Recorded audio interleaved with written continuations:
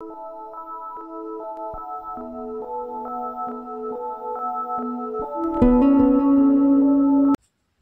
भवन्तु सुखिनः, सर्वे सन्तु निरामया, सर्वे भद्राणि पश्यन्तु, मा कश्चित् दुःख भाग् भवेत्। बंधुगण, मु कर्मकांडर पुरोधा ज्योतिर्विद श्री उपेन्द्रनाथ दास मोर ज्योतिष चैनल उपेन्द्रनाथ ज्योतिष केन्द्र को आपण मानक हार्दिक स्वागत जनाऊछि।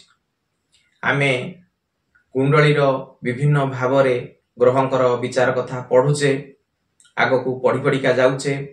आउ मोर अनुरोध, जेतेबेले मोर एही चैनल टू देखुचंती आउ सेतेबेले मोर एही नियम गुडी को स्क्रीन को टिपिकी रखंतु। एही गुडी को बहुत काम रे आसीबो। फलित ज्योतिष रे एही नियम गुडी को होची गोटी गोटी चाबी सदृश। या को आपण जानंतु, मने रखंतु, घोषिकी मने रखंतु। हो आज आसंतु सेही क्रम रे पढ़िबा कुंडलीर षष्ठ भाव रे ग्रहं को विचार। आ रवि जदि कुंडलीर षष्ठ घरे बसी थांती ताहले से जातक हेउ बा जातिका हेउ से न्यायवान हेबो, तेजस्वी हेबो, आउ शत्रु नाशक हेबो, भातृ कष्टकारक हेबो, आउ व्यय वृद्धि हेबो। आउ जदि चंद्र कुंडलीर षष्ठ भाव रे बसी थांती ताहले से कोन हेबो, आउ कफ रोगीटी हेबो, नेत्र रोगीटी हेबो, अल्प आयु हेबो, आउ आसक्त हेबो, खर्चिटी हेबो। से भली मंगल जदि कुंडलीर षष्ठ भाव रे बसी थांती ताहले से कोन हेबो, शत्रु हंताटी हेबो, आउ खर्चिटी हेबो, आउ बलवान हेबो, आउ धैर्यशील हेबो। एई सब गुण ता पाखरे रहिबो।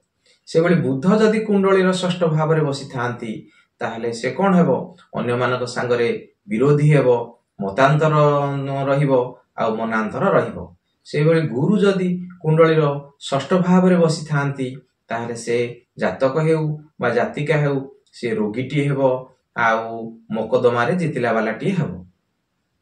आउ से भली शुक्र जदि कुंडलीर षष्ठ भाव रे बसी थांती ताहले कोन हेबो, से बहु मित्रवान हेबो, आउ स्त्री सुखहीन हेबो, आउ वैभवहीन हेबो, आउ दुराचारी हेबो, आउ मितव्ययीटी हेबो।